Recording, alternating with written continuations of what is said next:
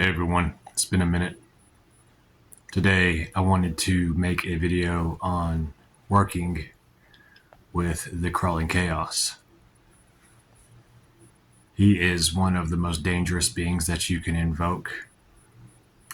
I've seen him actually take people out before, and I've talked to others who have called upon him, and he took out the person that was the subject of their ritual. So he is definitely one to be cautious around, one to respect, and one you really do not want to piss off. The reason I said Crawling Chaos instead of his actual name is because I believe that to name him aloud on the tongue is to invoke him. And it's best to only say his name during ritual. I know I've said his name in other videos before, but in this one I wanted to just give him the title Crawling Chaos. He is also called Myriad Formed Messenger, the soul and messenger of Azathoth. Starting out, I would like to say that people think that the author H.P. Lovecraft created him. And the truth is stranger than that. He didn't create him, but he had a lucid dream about him coming out of Egypt. And he revealed to him his name. Also, as I mentioned in one of the comments on one of my videos, I spoke to a soldier that was coming back from Iraq at one point, and he said he asked the people over there about that being by name, and the people over there shunned him and wouldn't talk to him so long as he was over there. So that name holds power, and it inspires fear in those who actually know his presence. So let's go back to the beginning of my personal working with him. Back when I was a teenager, I picked up the Necronomicon by Donald Tyson and came across him as one of the 7 great old ones. And I immediately felt drawn to him. I felt like a camaraderie. I liked the mysterious nature of his depiction as a being that is wandering the desert at night, dressed all in black, hooded robes, as a call over a space. And no one knows why he does that. And he is a lord of necromancy and death and sorcery. So from the time I got the book, I started doing some of the rituals in it, including drawing his sigil out on the ground in sand and calling out to him at nighttime in desolate locations. And I had some success interacting with him that way. Over the years, some other books came out and that mentioned him. And also, on my own, I worked with him and learned some things from him, some things which I cannot share. But his presence will definitely leave you haunted for a while. Some people will say the same thing about beings like the Goetic spirit Murmur. When you call them forth, they bring the shades of the dead with them. He is similar to that, although a lot of the things that he brings with him are not human and never were human.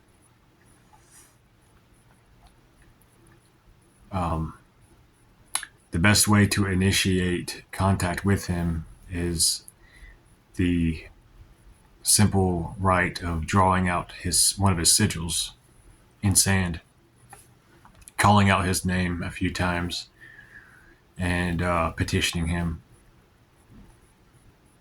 The thing is, you will want to have a reason for calling upon him. Don't just call upon him just to see what will happen. because that's one way to piss him off. Although, in another way, it's a way to get him to be interested in you, to start working with you. Because he's one of those entities, one of these deities that the more you think about them, the more they think about you. Therein lies the danger.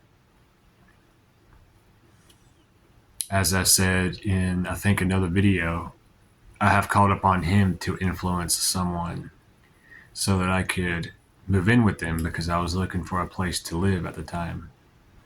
And that person did not make it through the week. And they died in a very strange circumstance. So be cautious with your words with him. His offerings, I would say, would be things like musk incense, patchouli, things such as coffin nails, graveyard dirt, bones, nettles, things that are associated with death and decay, maybe even bits of tombstones or graveyard rubbings. You could take some tracing paper and some charcoal to a grave of those that you seek, and you can rub the charcoal on the tracing paper over the grave to get the name of the person. Place it up on an altar of the crawling chaos. And in that way, and by his name and power, you can compel that spirit to come to you and work with you. So he is one of the more potent psychopomps out there. He can guide the soul anywhere. And he is also a trickster deity. And he likes to cause a lot of upheaval, a lot of chaos, a lot of madness. He can cause madness both to his followers and to the enemies of the followers, according to his whim. There are some statements that he holds the gods of earth in a place called Kadath, which is a vast mountain on the astral plane. And he is aware of all their movements, all their actions, the way a spider is aware of its web. And it is said that the gods of earth can only act with his sufferance.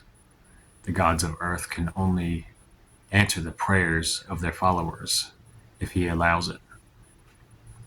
That shows the level of his power, the level of his influence. Whether somebody believes that or not, it's up to them, but from what I've seen, I think it's pretty accurate. There will be some that will scoff at this video, probably, but this isn't for those. If you are one of those, try reaching out to him in the method that I talked about and see what happens. But once you develop a working relationship with the crawling chaos, then you can learn much from him. He can teach occult secrets. He can teach necromancy. He can teach manipulation, psychology, even the sciences, and how to use technology for your benefit. I believe he is the one that influences things like newer technology in terms of nuclear fission, nuclear weapons, new forms of psychology, new forms of psychological medication, and things like that. Things that direct the actions of mankind, things that steer mankind different ways, I think are under his influence and the influence of his followers. The mad scientist, one could see as being a devotee of his, for example. If you start practicing things like necromancy, divination by the dead, you can go to graveyards and you can call the dead in his name, and they will come to you.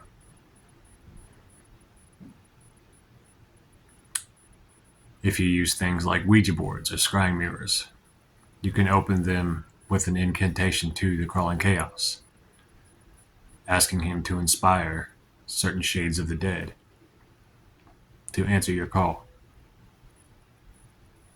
The same can be done with demons. You can call demons in his name, and they will come. Some people like to link him with Satan or Samael. That I'm not really going to comment on, because once you hit a certain state of, I guess you would say, ascendancy, like beings like the crawling chaos and Satan, then names and attributes just start to fall away and it just becomes raw power. But I can see connections there for sure.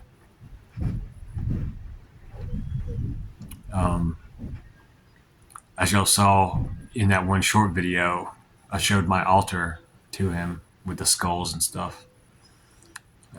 He likes things like that, things of a darker nature, if you do decide to set up an altar. Also, stone circles, he likes to be called into. Donald Tyson associated him with Wednesday and Mercury, being the magician of the whole planetary pantheons, but he goes well beyond that. I guess you could consider him the dark reflection of Mercury, if you wanted to go that route. There are various ways to pronounce his name, but I have shared my way of pronouncing it in other videos. But also in some music videos, you can hear his name spoken, like in Temple of the Black Pharaoh song by Nox Arcana. They mention his name, but I don't pronounce his name like that. A hard R after the N at the start. So like Nyar, like that. And then you add the rest of the name.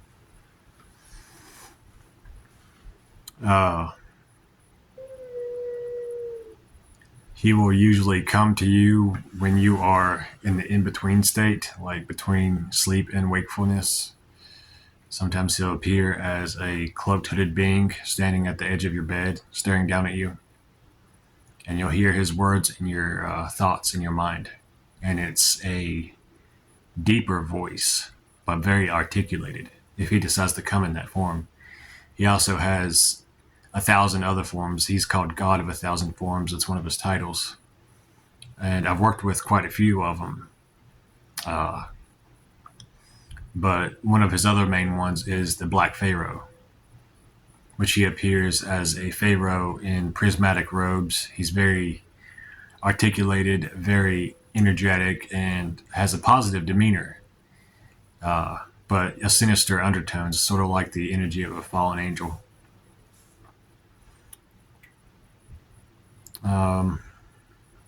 I wouldn't recommend calling upon him very often.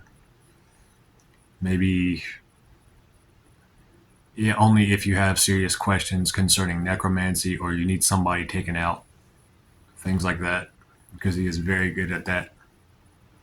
He would be my go-to if I was going to do some death magic on a target, just for how quick he works and how powerful his effects are.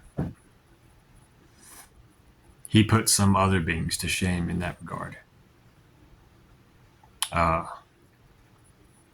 So yeah, call upon him for cursing, death magic, necromancy, understanding technology, developing new technology, causing chaos, misdirection, causing deceit, and creating a allure about yourself as well. A mystique, a aura of intimidation and magnetism. But yeah, that's my quick video on working with my patron old one. Anyways, I hope you like this video. If anything else.